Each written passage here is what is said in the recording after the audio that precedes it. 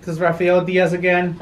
It's September 29th, about 2 days away from October to being here. I'm gonna say that I'm excited about finally getting into fall. It's been a long year. It's been an amazing year in different ways, but it's also been a difficult year. So one topic that I wanted to talk to today about is probably one that hits us all in the heart, which has been the situation with COVID-19, coronavirus, however you want to call it. I mean, it's a topic that we can't get away from. Some people believe in it, some people don't. I'm gonna say I'm sure it's true. I mean, the numbers are there, but what does it do to our businesses, and what did it do to our business? Last year we had all these sets of plans, goals, visions of expansion, and everything we had to do to kind of keep on going with our mission and vision.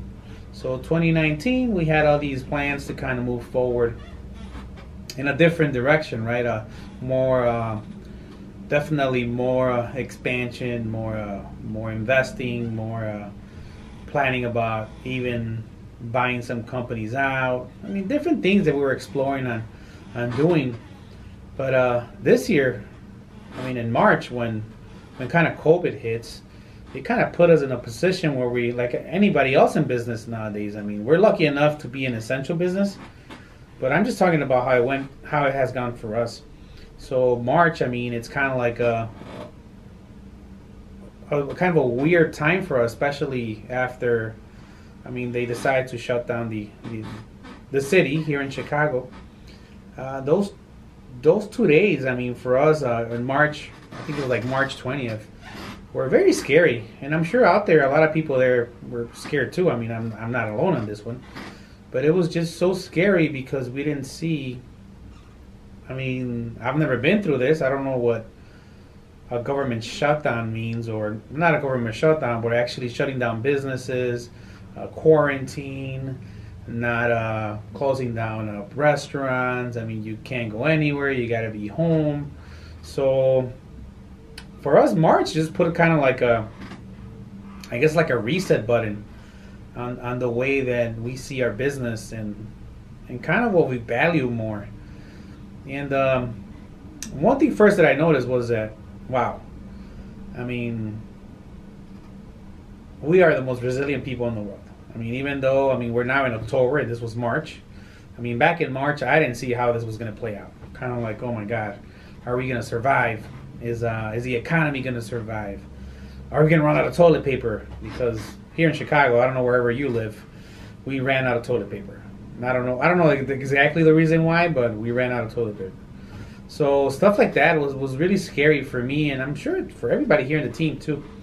But from that came out a different way of looking at our business, and a different way of looking at our customer, and a different way of seeing our lives. For me, it was getting closer to my family. Rituals with my family of having dinner every day, now at the table again like a family. Getting to talk more to my parents, to my brothers, to my siblings. I live in the same neighborhood, actually the same building as my parents. And my brother lives next door, so we got to see each other a lot more, right? But in business-wise, it kind of made us appreciate what we had more. Like, instead of searching for so much out there, we decided to kind of just really touch base and follow up with our current customers. And that's what we've done the whole year of 2020, just kind of building on what we had already from the past. And we were lucky enough to still experience about probably 20% growth in our landscape division, which was awesome. But it was all because we just decided to go back and talk to our customers to see how they were doing. March was kind of scary, but April you kind of start we got to figure this out. So we start planning, strategizing. I think I spent about 2 weeks from March all the way to like the second week of April, which is strategizing ownership in the company, which is my brothers, Ruben, Tony, myself. just sit down and just crunch numbers, crunch forecast numbers, anything that you could do to make your company survive during a pandemic or a shutdown or a recession. We planned it. We proofed it. We kind of went through the forecast. We did everything we had to do. And to be honest with you, it really worked. I mean, we had to restructure our operation. We had to be a lot more lean. But like I said, it kind of just really got us to appreciate our current customers more and kind of see how they were doing. What do they need from us? We ended up experiencing so much sales that it was incredible, which now set up a new way for us of doing business, which is follow up with your current customers. Go through your database to get more work. Instead of trying to market and knock on doors and cold calling, why don't just talk to your existing customers and give them more value? So that's what we did during coronavirus. And that's what we have done the whole year. And it has really paid off. It has really paid off. It really has taught us a lesson, and I really appreciate my customers a lot more than I did before, but now I do more.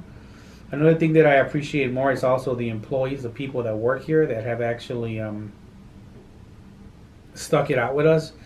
We did the social distancing, the mask, the disinfecting. I mean, every day I was here at 6 in the morning with Clorox wipes, cleaning every doorknob, putting hand sanitizer everywhere. We even went as far as importing hand sanitizer from Mexico because it was a time where you couldn't find it.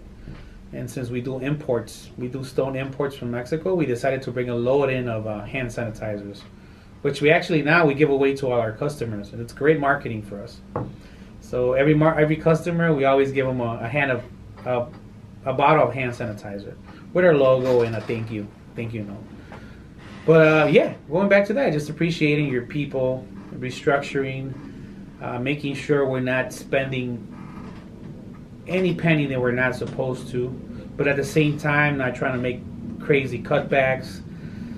We had to let go of people that were not being very productive, either because of our policies or whatever reason. We have to really reconsider that and part ways. We parted ways with different services we didn't need. So basically, in a nutshell, what we really did was we really did made our company extremely lean. And to be honest with all of you guys, we made our company very profitable during COVID, because it was kind of like the time of really seeing everything you're doing, of being super efficient, of being working more with your suppliers on how much to pay for materials. Everybody was a lot more open to working together, I believe, during this time, and create a successful year so far. So this was March, we're in October. Like I said, we've done a great year. We restructured the entire office staff, which was hard, but it's working out for the best. I mean, we created so many flow charts, processes. We implemented a software, which we don't use any more paperwork. It's all paperless, which right now is what we have to do. Everything's done through email. We kind of have done a lot of Skype meetings, but the biggest challenge, I guess, for all of us, for the Diaz Group team, has been the human touch. I mean, I've talked about my previous podcast where, for us, shaking people's hands or hugs or the human interaction has been a very big part of our business development, of getting new customers, because we attended networking events, we went to golf outings, which they're back on, but they were not on at the beginning of the year.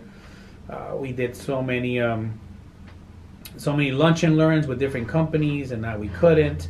So it kind of forced us to kind of rethink how we did everything. But good thing we had just decided to change our IT company, and we're using a company out of Chicago called TTSG, which, big shout out for them, because they have done an amazing job the whole year. But just to be a lot more advanced technologically, really gave us a kind of foot up during this time. So, like I said, I mean, from electronic signatures, from all design, all online email designs, from fast turnaround on proposals to implementing a full operating system that's a lot more efficient for us. Being lean, increasing our pricing too. By the way, we got to increase our pricing about 2 to 3%, but it was good. It was enough for us to kind of give us a little, like I said, a little cushion, and just being grateful for all the customers that we have, and all the vendor partners, and all this amazing people that work around us. Like I said, employees. I'm going to be honest with you guys. I mean, we probably lost 5 or 6 good employees because they were scared. They were just really scared of coming into work. They didn't want to work from home. I mean, a lot of things were uncertain, and they still are if you really think about it. I mean, I don't want to go into politics, but you still have your election coming up. You still have the fear of protests going on, especially in a city like Chicago. I mean, that could turn into looting or rioting like it has. So for us, there's a lot of uncertainty. There's still a lot of uncertainty for the future. But I'm super optimistic. I'm super excited about what's happening next, because we've already kind of built our company to be super lean, to be super easy to maneuver during these times.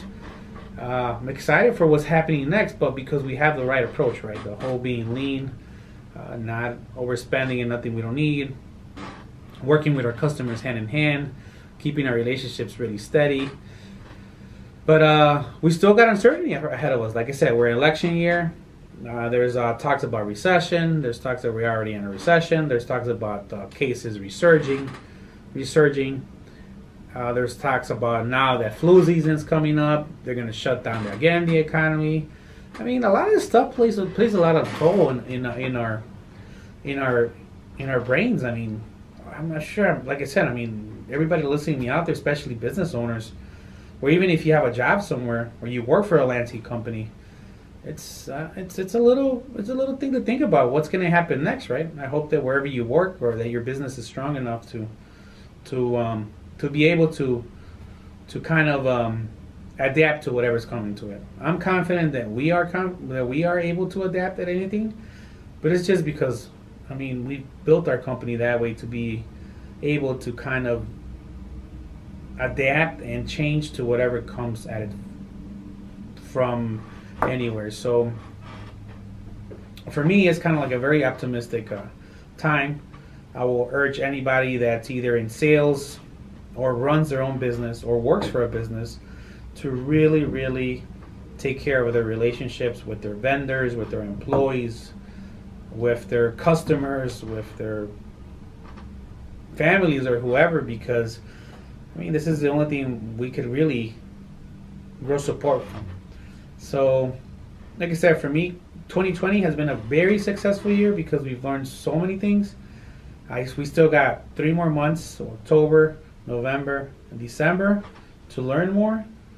And I think that is going to be amazing. Like, what's next it's going to be amazing. It's just how we see it and see the opportunity. I mean, for me to go to Chicago, I live in Chicago, and to see the businesses operating at, the restaurants operating at 25-30% and still surviving, that's pretty cool. I mean, that for me, I want to support every business I can. But in the winter, let's hope that they're still able to be open or get more people in. So I guess a lot of things are going to depend how we behave as a society from now on. But let's hope for the best and be optimistic. Hopefully people could be safe, and other than that, it's a time to reflect. I think a time to reflect and to kind of understand that there's always different options to do whatever we want to do. And one of the other important things to really consider is that we spend so much time looking for new relationships, or looking for new business, looking for new sales, that sometimes we could just look in our own database. We can even look in our phone book and go through our iPhone and see all the old contacts we have and reach back to them and say, hey, how are you doing? I know it's been a rough year. I just want to see how you're doing. If you need any help or anything else, let me know. or send a text saying, hey, I just wanted to check in, make sure you guys are okay. And that really creates that that relationship with your customers, with your vendors, with your employees, with your local politicians, wherever you want to do it. Right now is the time to reach out. Reach out and then have that human touch, maybe digitally. We can't do it a lot face to face because some people are still in that meeting, which is, I think it's the right thing to do if you're there. But you can still do it digitally or send a picture. I mean, whatever you want, but be engaged with everybody still. Just because it's COVID and we're all scared, it doesn't mean that we could just kind of disappear or not have any contact at all with people. No, we have to really be more exposed, but now through our phones, through digital meetings, web meetings. I'm sorry, through wherever we can. So I hope everyone's doing okay. I hope their year is as exciting as it has been to me. Like I said, it's been a great year personally and business-wise. Growth, happiness. I mean, it's just kind of how you see things. I've always been really good at looking at the silver lining on everything, because that's the way I was raised. But I love it. I mean, of course, we learn from our challenges, and I think this year has really proven to us that challenges come in different ways. And the way to go through it is to have tenacity and to build on your relationships, to actually get more in tune with your operation or with your company. If you work for someone, well, then get more in tune with your company. It's not the time to be crying about raises, about money raise or pay rates. It's a time about helping your company get strong enough to survive anything that comes this way, employer and employee. So I don't know. I hope my experience kind of, I think, reflects a lot of people out there. I'm not alone with this. I'm sure a lot of companies out there are doing so many different cool things that I've seen. Some companies have not done too well, especially in the restaurant business, of course, or the entertaining business. I don't know how people out there have seen their markets. For us, we're still, commercial accounts are still signing up. We're mostly commercial. We don't do a lot of, we do minor residential, but it's mostly commercial. So let's say like our big shopping centers are still signing up, which is great. I mean, they're still signing up for snow removal. So it seems to be strong. So hopefully it keeps that way. So if you have any questions or if you have any thoughts, maybe some ideas, and maybe whatever you're going through, I mean, if you want to ask me a question or maybe put some comments in there, will be awesome. So hope you have a good evening and that you keep on going. So talk to you soon.